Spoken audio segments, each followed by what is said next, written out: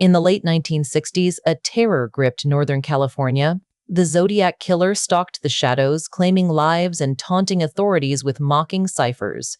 One cipher, Z408, remained a dark riddle for over half a century, haunting investigators with its secrets.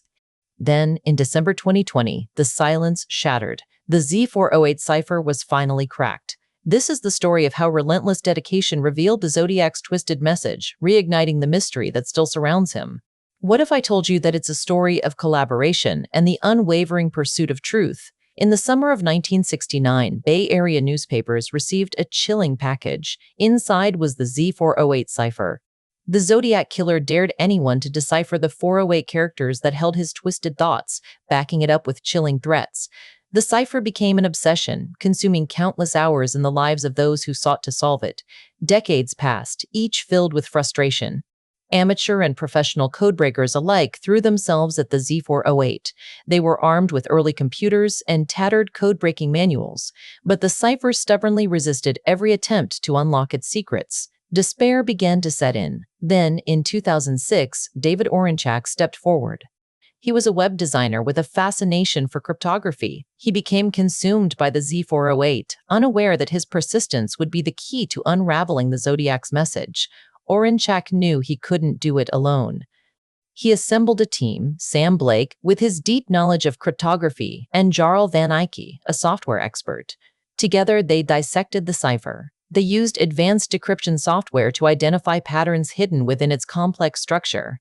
Their collaboration was essential, a testament to the power of shared expertise. December 2020 brought the breakthrough they had all been waiting for. Years of relentless work culminated in a single moment. The Z408 cipher cracked, its message finally revealed.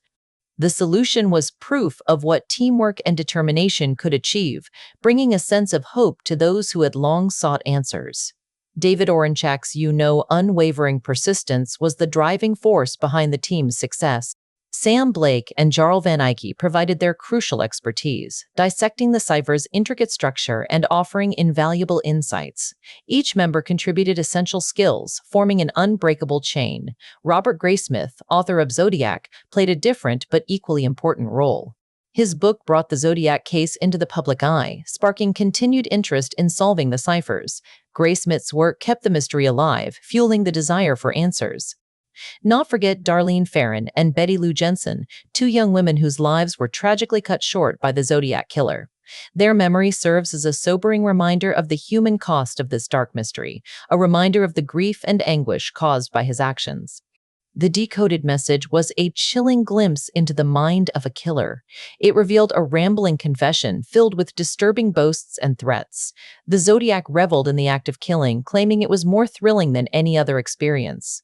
He craved notoriety, promising to claim his victims as slaves in the afterlife. I like killing people because it's so much fun. It's more fun than killing wild game in the forest because man is the most dangerous animal of all to kill gives me the most thrilling experience. It's even better than getting your rocks off with a girl. The best part of it's that when I die, I will be reborn in paradise and all the I have killed will become my slaves. Around the I have killed will become my slaves. I won't give you my name because you will try to slow down or stop my killing wild game in the forest because men is the fours.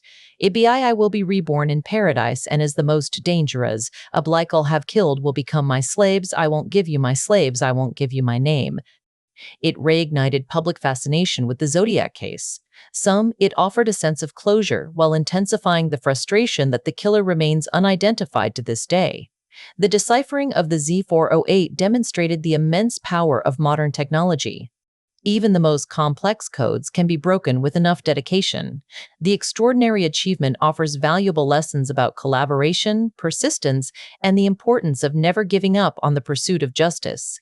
The initial euphoria faded, replaced by a hollow echo.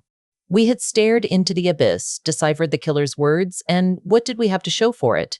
A chilling manifesto, yes, but no closer to a name, a face, a grave. The media frenzy was a whirlwind, a dizzying dance of interviews and articles. Everyone wanted to know what it felt like to crack the code, to understand the mind of a monster. They wanted to know if we were closer to catching him. The truth? We weren't. We had simply translated his madness. The weight of the unsolved murders pressed down on me, heavier now that I had read his boasts, his twisted logic. Darlene and Betty Lou became more than just names in a file. They were victims whose stories I now knew intimately. I felt a responsibility, an obligation to do more than just decipher a code. I needed to find him. My obsession deepened. I started poring over old police reports, crime scene photos, anything I could get my hands on. I visited the locations of the murders, walking the same paths Darlene and Betty Lou had walked, trying to feel their presence, to understand their final moments. The forest near Lake Herman Road was eerily silent. One crisp October afternoon, I returned to the lake. I found myself drawn to a small, overgrown clearing a short distance from the main road. Felt different there, a subtle disturbance in the natural order. Half buried beneath a layer of fallen leaves, I spotted a small, tarnished metal object. I brushed away the debris, revealing a Zippo lighter. It was old, worn, and engraved with a single letter, Z. My heart pounded in my chest. It could be nothing, a random piece of trash. The location, the engraving, it felt significant. I carefully bagged the lighter, my hands trembling. This was the first tangible piece of the Zodiac I had ever encountered, a ghost from the past reaching out from the shadows. I took the lighter to the authorities, handing it over with a mixture of hope and apprehension. The police promised to investigate, to run tests, but I knew the chances of finding anything conclusive were slim. DNA technology wasn't what it is today. The lighter had likely been exposed to the elements for decades. I knew I couldn't wait on them. Driven by a potent mix of frustration and desperation, I decided to follow my own lead. I showed the lighter to Robert Graysmith, the author of Zodiac. He examined it closely, his eyes widening with recognition. I remember reading about this, rummaging through his files. A witness at one of the crime scenes mentioned seeing a man with a Zippo lighter, possibly engraved. It was dismissed at the time.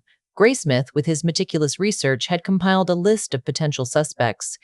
He handed me a file, and together we started cross-referencing names with anyone known to have owned a Zippo lighter. Days turned into weeks, weeks into months. The list narrowed, then dwindled. Finally, one name remained, Arthur Lee Allen. He was a known suspect, of course, investigated and cleared, but nagged at me. This time, I had a piece of physical evidence, however circumstantial. I decided to confront him. I tracked down his address, a small, unassuming house on the outskirts of Vallejo. I parked my car a block away, my hands clammy. I took a deep breath and walked towards the door. This was it, the moment of truth. The confrontation with Arthur Lee Allen yielded nothing concrete. The case, like the cipher, remained unsolved. If you found this investigation interesting, please subscribe. We share similar stories regularly. What are your thoughts on the Zodiac case? Leave a comment below. We'd love to hear your ideas and questions. Do you think the Z408 cipher will ever truly be solved? Share your opinion in the comments.